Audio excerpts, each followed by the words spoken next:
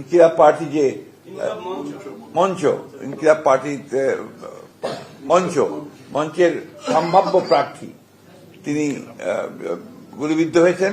এটা আমরা সাথে সাথে আমাদের ভারপ্রাপ্ত চেয়ারম্যান মহোদয় কন্ডেম করেছেন, পার্টির তরফ থেকে স্টেটমেন্ট দেওয়া হয়েছে, আমিও বলেছি।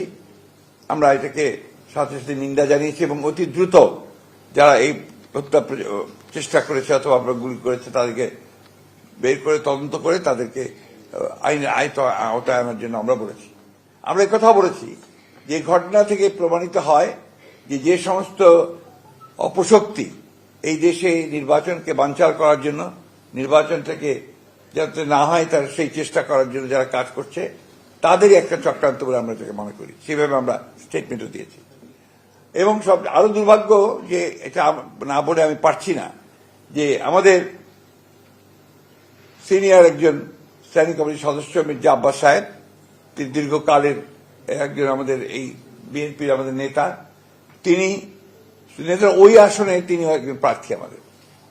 তিনি স্বাভাবিকভাবেই একজন রাজনৈতিক নেতা হিসেবে তিনি সহানুভূতি দেখানোর জন্য সাথে সাথে সেখানে ছুটে গিয়েছিলেন।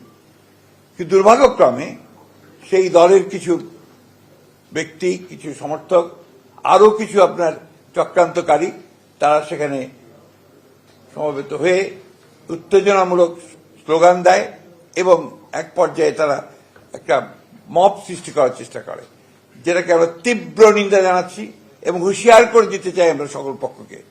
এই ধরনের আচরণ করতে গেলে বিএনপি বসে থাকবে না, বিএনপি তার জবাব সাথে সাথে দেবে। আমরা খুব পরিষ্কার করে বলতে চাই যে আমরা কোন রকমের কোন গোলযোগ চাই না, কোন সন্ত্রাস চাই না, কিন্তু বিএনপির উপরে কোনো আঘাত আসলে বিএনপি কখনোই কিন্তু সেটাকে আপনার সহজভাবে নেবে না এবং তার কিভাবে জবাব দিতে হয় বিএনপি সেটা জানে।